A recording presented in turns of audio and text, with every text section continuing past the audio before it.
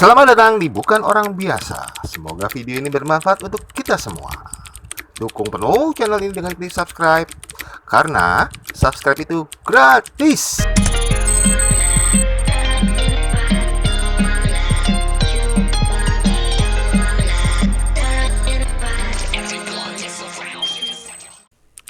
Halo Sobat Ombok, dimanapun berada. Di episode kali ini kita akan membahas profesi seorang pengusaha yang konon katanya dia rela meninggalkan pekerjaan dan gelar S2-nya hanya untuk jalani profesi ini. Ikuti terus videonya dan jangan lupa subscribe agar Ombok bisa terus berbagi cerita dengan kalian. Selamat menyaksikan. Nama saya Rian. Saya sehari-hari sibuk di kedai Kopi Cut Jakarta. Terakhir saya S2 di Komunikasi Universitas Indonesia. Bisnis kopi saya sejak Lebaran tahun lalu bukanya, tapi itu online. Kalau bisnisnya ada kedainya itu mulai 31 Desember 2019 lalu kita buka. Gue milih usaha coffee shop sebenarnya karena memang pertama kesukaan sama kopi, terus juga pada akhirnya jadi seneng pengen membuat sesuatu yang baru di kopi. Terus ini adalah medium eksplorasi gue di kopi, medium karya gue. Pada akhirnya ya gue mencoba untuk bisnis ini. Kalau sebelum-sebelumnya pernah juga bisnis parfum, pernah bisnis jualan baju dari Bandung, terus pas di kuliah di Semarang gue bawa ke Semarang, gue jualin di sana juga pernah. Bisnis apa lagi ya, jualin Lego mainan itu juga pernah punya gua. Terus pre-love gue jualin lagi itu juga pernah. Parfum juga pernah. Kemarin terakhir sebelum kopi baju juga pernah, jalan 5 tahun. Jadi memang suka sama bisnis yang gue gelutin. Nah sekarang pengen ngembangin lagi ke kopi karena hal yang membuat gue sekarang tertarik dan tertantang adalah kopi gitu. Kebetulan kita bisnisnya di rumah, jadi yang membuat cost-nya juga tidak begitu besar tapi juga tidak kecil, tapi juga resikonya lebih kecil karena di rumah sendiri gitu.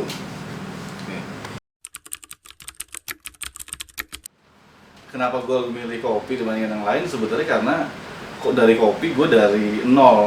Berarti dari nol gue bikin sendiri, gue dari mulai tahu prosesnya, dari mulai bijinya, kemudian sangrai juga ke rekanan, tahu juga prosesnya, kemudian bikinnya juga dari mulai awal, nggak franchise juga, artinya kita yang bikin dari nol bisnisnya.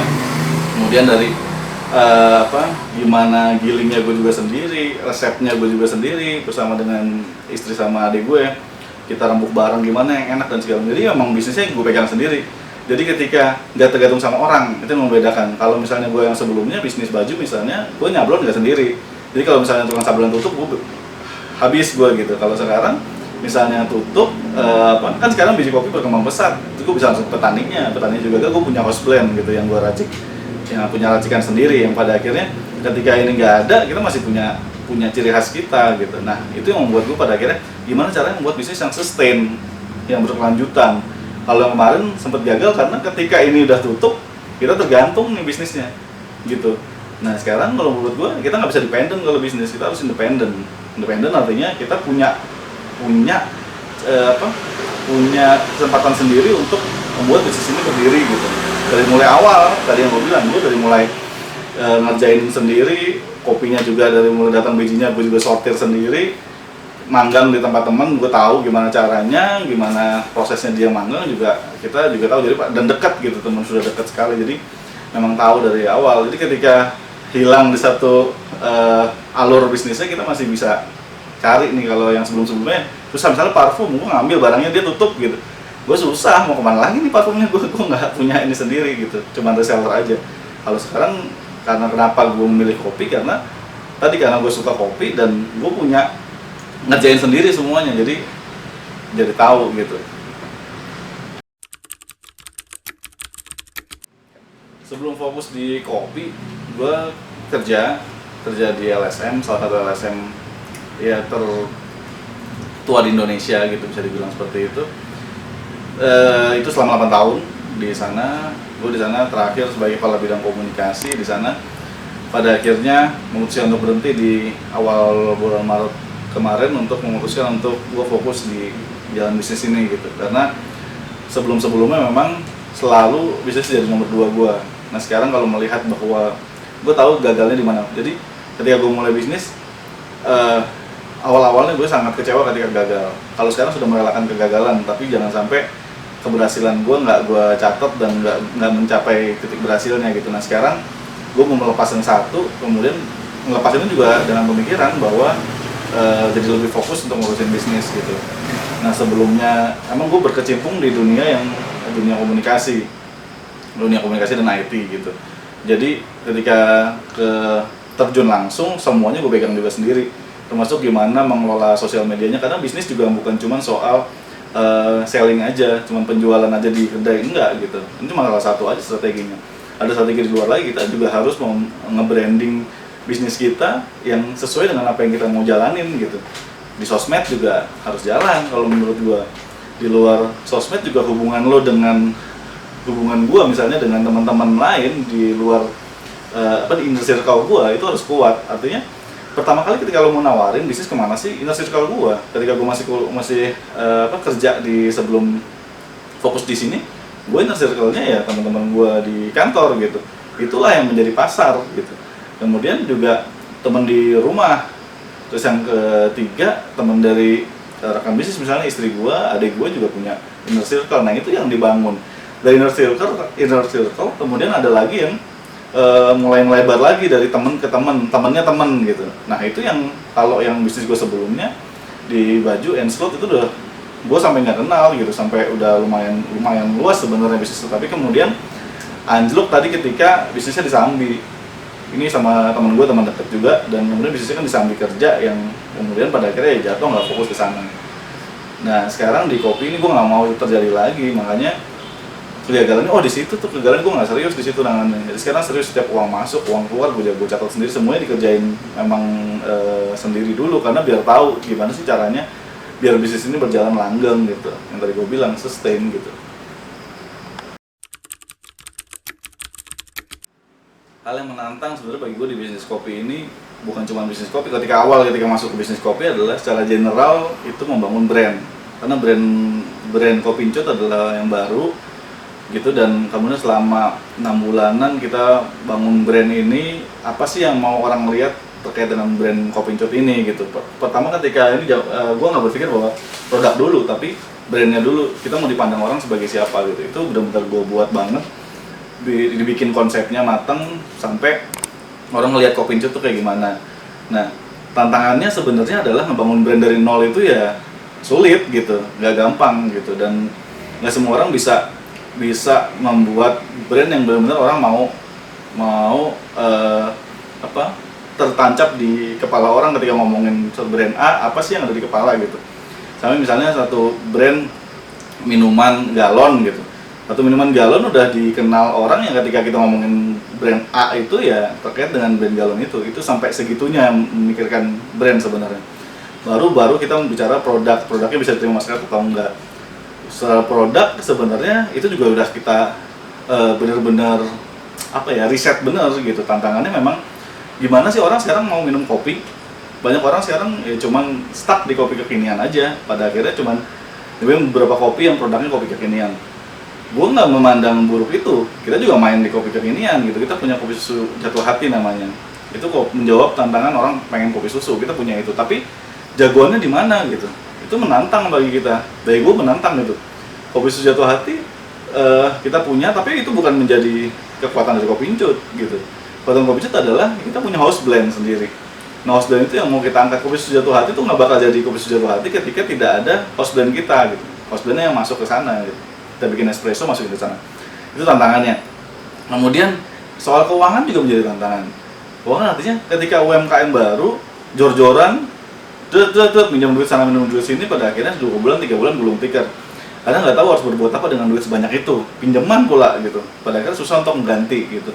Nah dengan uang segitu tantangannya sebenarnya gimana mengelola uang itu bisa berputar dan kemudian sesuai dengan pos-pos yang kita buat di awal. Gue di awal secara kecil-kecilan gue membuat pos tuh, buat bahan baku berapa, buat alat berapa, buat promosi berapa gitu. Itu udah ditentukan 2%. Nah itu yang kemudian ketika jalan roda bisnisnya itu yang kita pegang terus gitu. Termasuk karyawan di Kopi Jut kita punya karyawan satu yang juga kita mempekerjakan orang di lingkungan sekitar. Nah memang niat gue memang memberdayakan masyarakat sekitar. Itu yang kemudian tantangannya juga lokasi sebenarnya. Berikutnya adalah lokasi. Di sini lokasi gue di perumahan, pertama di rumah sendiri.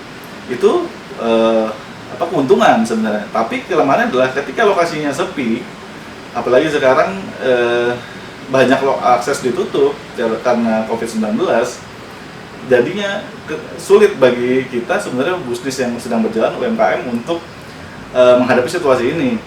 Tapi bukan berhenti di situ, tantangan, tapi nanti kita punya strategi gimana menghadapi tantangan ini gitu. Kemudian tantangan berikutnya adalah kebanyakan UMKM itu berjalan sendiri. Tadi gue bilang gampang kita bikin franchise. Nah pada akhirnya nggak sustain karena bukan berarti franchise itu buruk, enggak. Tapi kita nggak tahu gimana cara buat ini, bahan bakunya seperti apa. Kemudian lu nggak punya kreativitas untuk gimana jatuh bangun ngebuat resep gitu yang sesuai dengan lidahnya masyarakat gitu. Orang-orang yang suka sama kopi kita, itu yang sebenarnya kekuatannya, tantangan yang menjadi kekuatan itu kalau kita bisa olah sebenarnya.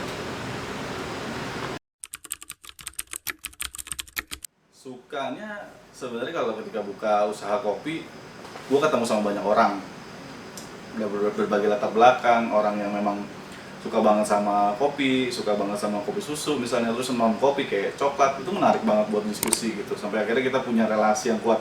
Bagi gue relasi itu yang menjadi gue sangat suka dan menikmati bisnis ini dibandingkan dengan kerja kantoran bagi gue, karena gue senang orang yang nggak diatur ina inu nggak senang begitu, tapi orang yang senang melahirkan sesuatu gitu pada akhir, dan nggak dalam kotak pada akhirnya.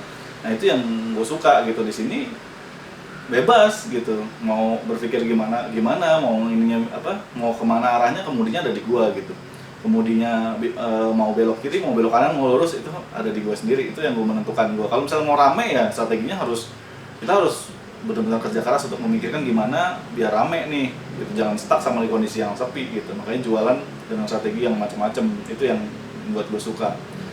Dukanya sebenarnya bisa dibilang belum ada, tapi hal yang cukup bikin sedih sebenarnya kalau semua mungkin sama ya, para orang yang jualan sebenarnya ketika warungnya sepi gitu. Warungnya sepi, tadi kan gue suka ngobrol, suka ketemu orang baru. Ketika sepi kan jadi wah ini kok sepi ya. Nah cuman di situ sebenarnya, tapi berpikir lagi, oh iya kenapa sepi ya. Pada akhirnya kita gerakin lagi media sosialnya, kita hubungi lagi teman-teman lama dengan menyapa dan segala macam soft selling gitu. Itu yang dilakukan. Jadi ketika duka mentok nggak langsung bersedih di duka, tapi gimana caranya biar bisa rame, biar bisa jualan gitu. Pada akhirnya duka ini melahirkan inovasi terus menggali keunikan gitu, karena kopi sekarang banyak banget. Lu bicara kopi sekarang banyak, namanya juga banyak yang sama, mirip-mirip banyak, dan tapi mereka punya ciri khas masing-masing. Termasuk Kopi Jut juga punya ciri khas masing-masing. Kita punya ciri khas tersendiri, misalnya kayak kita bikin kemasan. Kita, menurut gua, bisnis itu bukan cuma soal jualan, tapi kita harus punya nilai. Nilai apa ya? Nilai sosial, nilai kemanusiaan, nilai lu berada di lingkungan sosial. Karena kita nggak jualan dengan tembok kan gitu. Kita jualan dengan manusia, kita jualan dengan bumi. Kopi kalau misalnya kita nggak ditanam di tanah, dari mana kopi bisa tumbuh? Kopi yang nanam siapa? Petani. Jadi kopi yang ada di gelas kita itu prosesnya panjang banget, dari mulai awal ketika petani nanam sampai panen gitu. Terus dari panen terus-terusan di jemur, kemudian ada proses mencucinya, kemudian proses roastingnya, sampai proses giling, jadi panjang sekali, dan proses teduhnya. Nah kita bersyukur dengan itu. Gua sendiri berhutang budi sama bumi ini gitu, sama petani, sama bumi ini, sama orang yang ada di belakang kopi. Yang pada akhirnya gua nggak mau dong motorin bumi ini. Gimana caranya? Kita jualan dengan tidak memakai kemasan plastik. Kita pakai kemasan botol kaca. Kan itu costly, mahal banget dong dengan cara gitu. Ya memang mahal. Itulah biaya kekotoran kita gitu, ngotorin bumi kita mahal. Memang kita harus bayar itu. Kalau lu belum mau ke arah sana, ya udah nggak apa-apa, biar Kopi Jut aja yang ke arah sana dulu gitu. Nanti kita biar bareng-bareng bisa ke arah sana. menurut gue nanti arahnya bakal ke sana, karena kita nggak mungkin kita pakai plastik, kita buang plastik larinya ke laut, kemudian dimakan sama ikan, kita makan ikan juga yang ada plastiknya gitu. Kalau kita sayang sama bumi ini, ya kita menggunakan bisnis yang memang tidak mengeksplorasi atau mengeksploitasi bumi kalau menurut gua. Jadi ya kita menggunakan bener-bener misalnya botol kaca kemasannya, kita nggak pakai kemasan plastik, meskipun pakai tutupnya dan segala macam masih plastik, tapi nanti dikembalikan ke kita untuk kita proses lagi. Kemudian kita punya kotak bekas barang-barang kita untuk produksi kayak susu dan lain-lain, itu kita langsung serahkan ke teman-teman yang mengelola itu untuk didaur ulang. Jadi kita punya tanggung jawab. Bagi gua yang menjadi penting di bisnis itu, yang membuat gua senang di bisnis ini adalah tanggung jawab sosialnya. Jadi kita nggak mau ngotorin lingkungan, nggak mau ngotorin bumi ini. Memang sekarang di era COVID seperti ini memang perlu steril dan lain-lain. Misalnya ketika barang dikasih ke kurir ojek online, misalnya nggak bisa langsung dari itunya biar lebih steril dan segala macam. Iya, kita menggunakan misalnya ada plastik dan lain-lain untuk menggunakan itu karena hujan, terus kemudian tangannya tempel dan segala macam. Ini di situasi COVID. Tapi kan kalau misalnya plastik itu bisa digunakan kembali gitu. Maksud kalau gelas plastik kan kebanyakan orang dibuang. Setelah selesai diremekin dibuang. Terus sedotan juga diremekin dibuang, selesai. Nah, itu yang coba kita tekan dulu. Lama-kelamaan nanti arahnya ke sana. Ini adalah era awal yang cukup sulit karena sebenarnya produksinya kita beli barangnya mahal gitu. Orang makanya bingung, kok harga lo bisa murah banget sih dengan kemasan seperti itu. Banyak yang sudah ngomong kayak gitu. Ya memang itu kita tanggung dulu di awal. Kita tanggung untuk subsidi ke minuman yang lain gitu. Ke produk kita yang lain. Kita subsidi dulu, nggak apa-apa teman-teman pakai botol. Tapi kalau misalnya dibalikin, kita punya ada program untuk cashback gitu. Kita kembalikan cashback untuk bumi sebenarnya. Kalau gue berpikirnya seperti itu. Jadi memang sukanya karena di sini gue idealis tapi harus menghasilkan gitu. Kita harus berdampak juga sama lingkungan sekitar. Nah, inilah yang menurut gue bisnis semoga bisa bertahan langgeng karena kita punya nilai.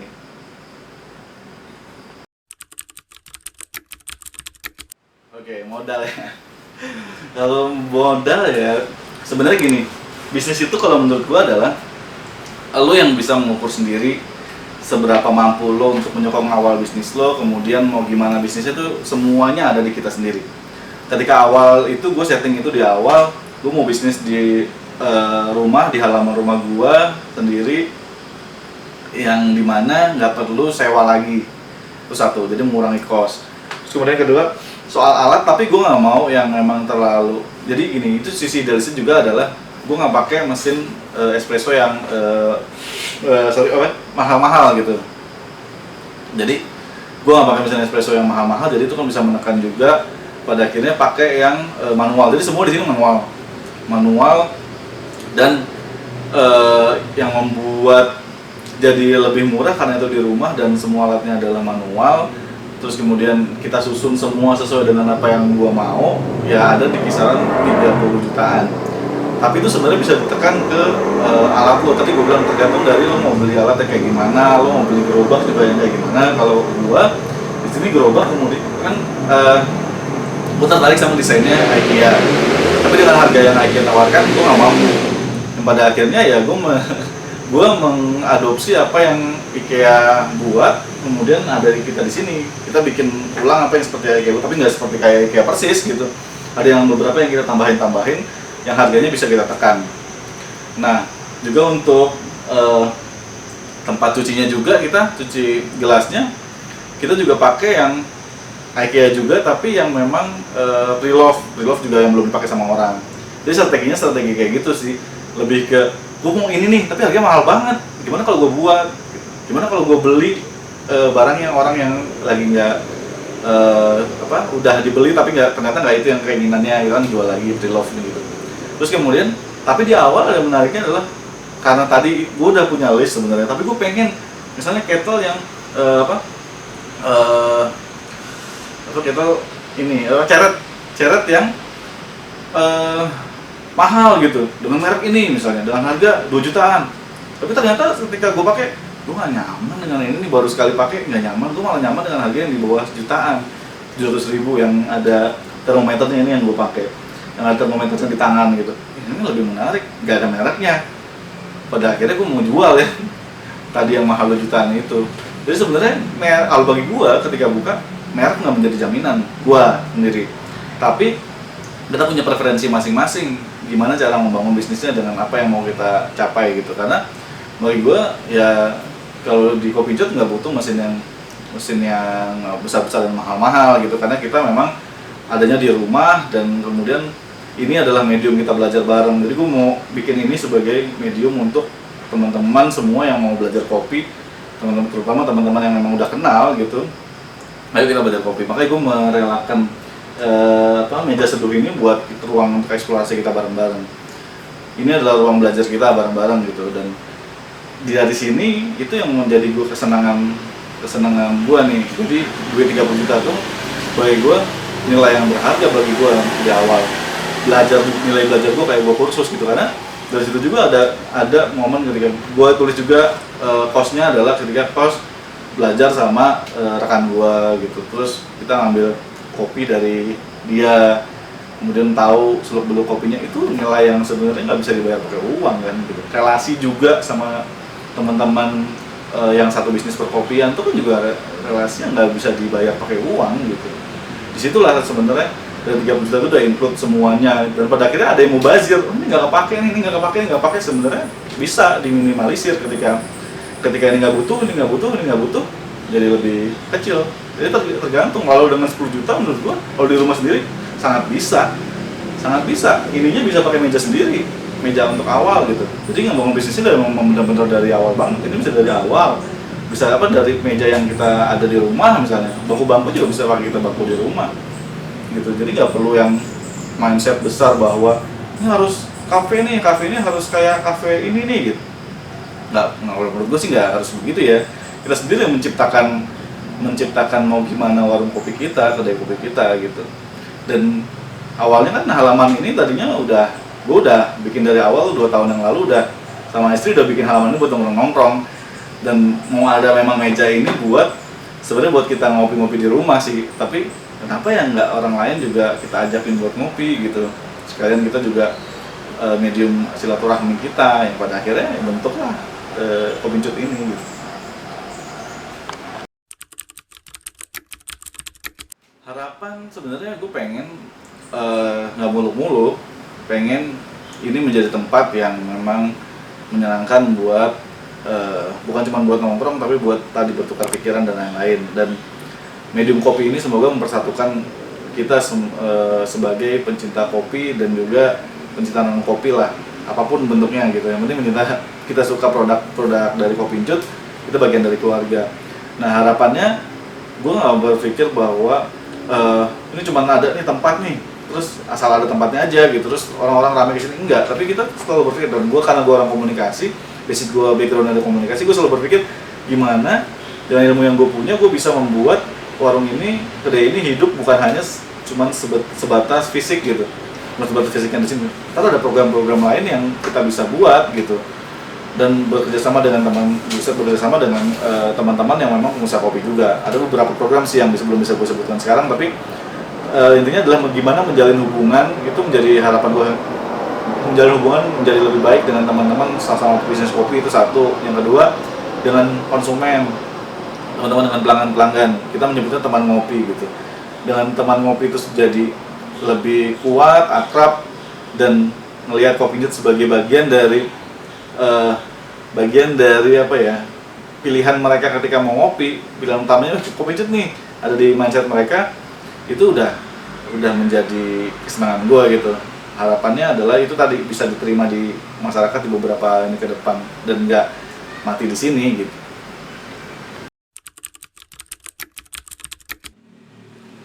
Buat teman-teman yang mau buka bisnis atau masih galau, gue mau bisnis atau mau selalu kuliah, yang mau kerja atau mau bisnis nih, itu sebenarnya galauan lo juga dari gue, tenang aja. Jadi itu sama-sama galau saat itu ketika mau kerja, tapi gue juga mau punya bisnis yang menjual nih, tapi gue bisnis selalu gini, mau bisnis tapi bisnisnya apa ya? Aduh bingung nih bisnisnya apa nih? Nanya ke teman, gue mau bisnis tapi bisnisnya apa ya?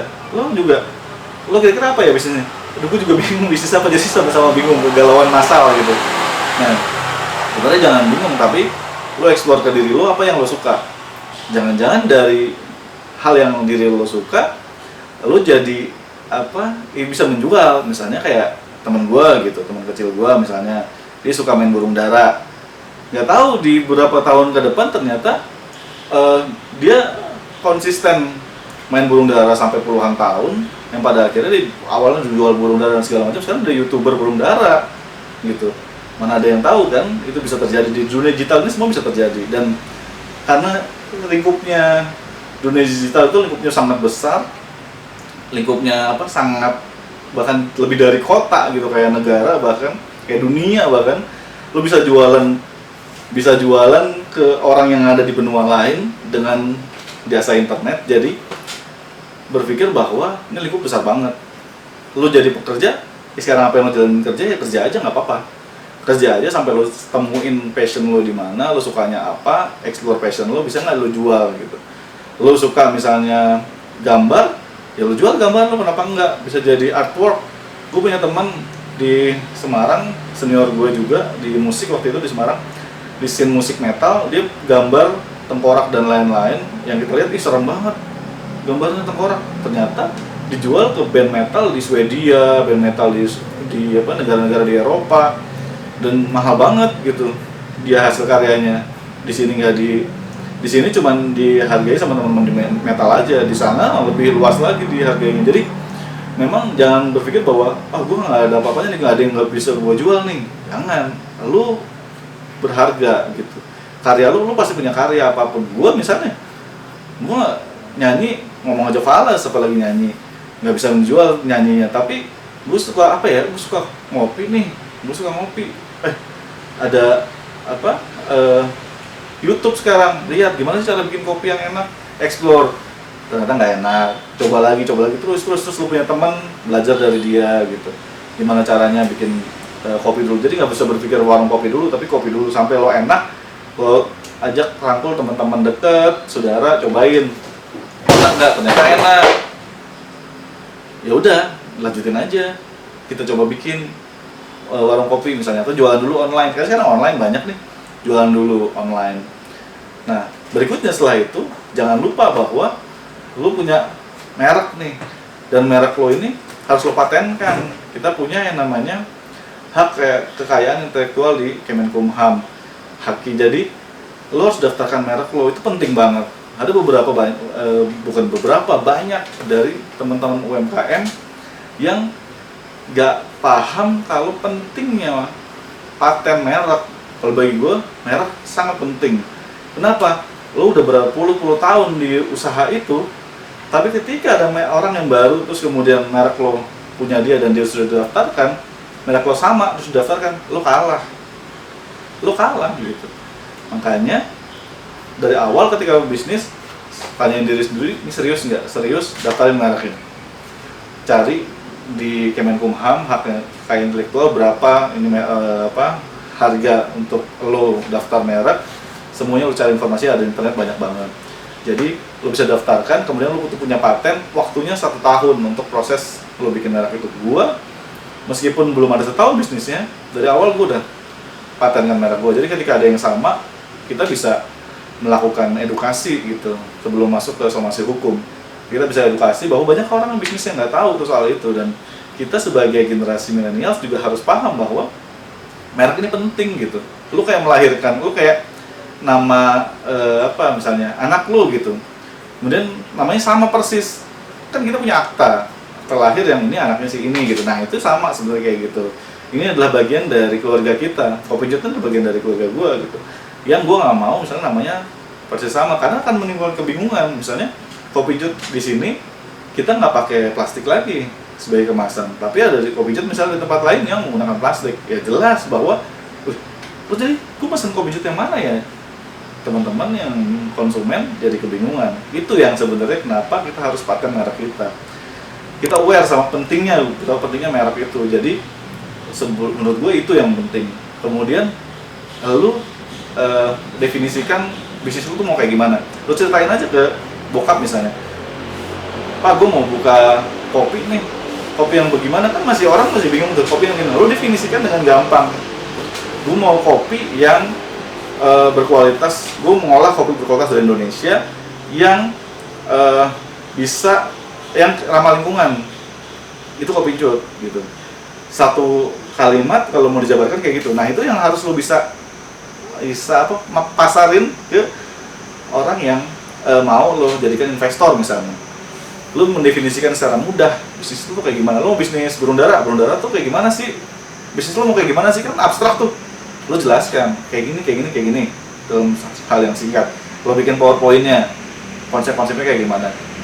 Itu yang gue lakukan gitu. Ini gini, terus duitnya dari mana, pendanaannya dari mana gitu. Karena pendanaan itu penting juga. Kita bisnis nggak bakal jalan kalau tanpa adanya sokongan dana. Jadi berapa dana lo, kemudian bisnisnya akan berjalan berapa lama, berapa langgeng, itu juga harus kita pikirkan. Tadi lo mau bisnis panjang, tiba-tiba lo setengah jalan potong, namanya sama. Mau gimana? Berhenti lo tengah jalan gitu. Padahal baru bisnis itu kan nggak adil ya. Paten merek tuh hanya hitam dan putih, tidak adil. Itu kan pemberian dari nama nenek gua, itu keramat lo namanya. Nggak peduli keramat atau nggak keramat, ini terdaftar hukum atau tidak terdaftar. Nama lo keramat tapi tidak terdaftar, jadinya kiamat, selesai bisnisnya. Untuk sahabat Ombok dimanapun kalian berada yang mau nyoba ngopi, yang mau kita diskusi soal kopi, yuk kita ke Kopi Cut Jakarta. Alamatnya di Komplek DKI, Blok N1 nomor 11. Lokasinya nggak jauh dari Kelurahan Pondok Kelapa. Dan di sini kita bisa ngobrolin banyak hal soal kopi dan hal-hal lain, dan lo bisa banyak pilihan kopi juga bisa dipilih di sini, dan produk kopinya juga bisa lo pilih banyak di sini. Selain itu kita buka, kalau sekarang pas di zaman era terinfeksi oleh COVID ini, kita sekarang buka dari jam 12 sampai jam 9 malam. Tapi nanti kalau sudah mereda, kita akan kembali dari jam 5 sampai jam 9 malam, sampai nanti ada keputusan lagi dari pemerintah. Jadi teman-teman bagi yang juga kesulitan untuk kita kan masih dianjurkan untuk ada di rumah, ya stay di rumah aja, bisa pesan ke sini, bisa kalau dekat di sini bisa take away di sini daerah Pondok Kelapa. Kalaupun jauh bisa pesan via GoFood dan GoSend, ataupun juga dari Grab Express juga bisa. Jadi bisa langsung pesan di sana, bisa diantar sama teman dari driver Gojek ataupun Grab gitu. Jadi mudah saja. Jangan sampai dengan adanya COVID ini kita jadi kehilangan untuk kopi berkualitas dari Indonesia. Hai teman ngopi dimanapun kalian berada, jangan lupa untuk like, subscribe, komen, dan share channel Bukan Orang Biasa bersama dengan Om Bob. Ya, ingat Om Bob.